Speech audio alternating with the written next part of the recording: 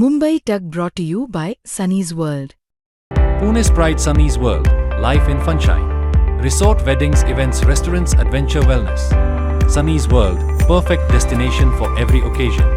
नीट paper फुटी प्रकरणातील Latur connection अधिक गडद होत असून सीबीआयनं निवृत्त रसायनशास्त्र प्राध्यापक पी.व्ही. कुलकर्णी यांना ताब्यात घेतलं आहे.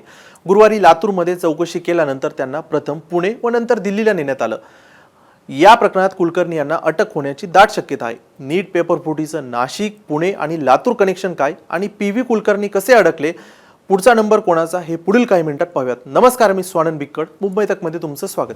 पुण्यातील ब्युटी पार्लर चालक मनीषा वाघमारे यापूर्वी सीबीआयनं अटक केली आहे. तिच्या चौकशी दरम्यान लातूरच्या पी.व्ही. कुलकर्णी यांचं नाव समोर आलं.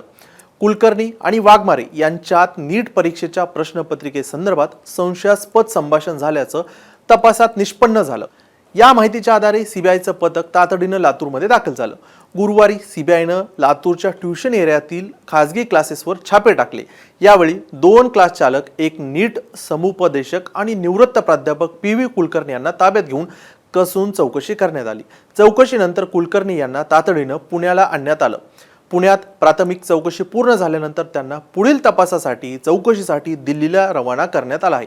लातूरमधील संबंधित क्लास चालकांच्या मॉक टेस्टमधील 42 प्रश्न हे नीट परीक्षेत जवळपास जशा तसे आले होते. 12 मेला एका पालकानं लातूर पोलीस अधीक्षक कार्यालयात तक्रार दाखल केली होती की लातूरमधील एका खासगी क्लासच्या सराव चाचणीतील 42 प्रश्न नीटच्या प्रत्यक्ष पेपरात जसेच्या तसे आल्याचा आरोप त्यांनी केला. आता या तक्रारीनंतर लातूर कनेक्शन चर्चेत आलं. कुलकर्णी यांचा या क्लासशी किंवा प्रश्नपत्रिका फोडणाऱ्या रॅकेटशी थेट संबंध आहे का, याचा तपास सीबीआय करत आहे. बरं, आता हे पी.व्ही. कुलकर्णी कोण आहेत?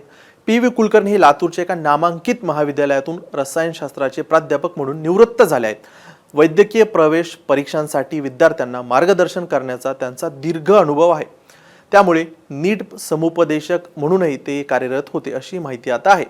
आता या प्रकरणात अटक करण्यात आलेल्या पुण्यातील मनीषा वाघमारे, नाशिकचा शुभम खैरनार, अहिल्यानगरचा धनंजय लोखंडे यांच्यानंतर पी.व्ही. कुलकर्णी हे मोठं चौथं नाव समोर आलं आहे. मात्र सीबीआयकडून अद्याप अधिकृतरित्या कोणताही दुजोरा देण्यात आलेला नाही. ताब्यात घेतलेल्या व्यक्तींची ओळख आणि तपासाची दिशा याबाबत पोलीस यंत्रणा कमालीची गुप्तता पाळत आहेत.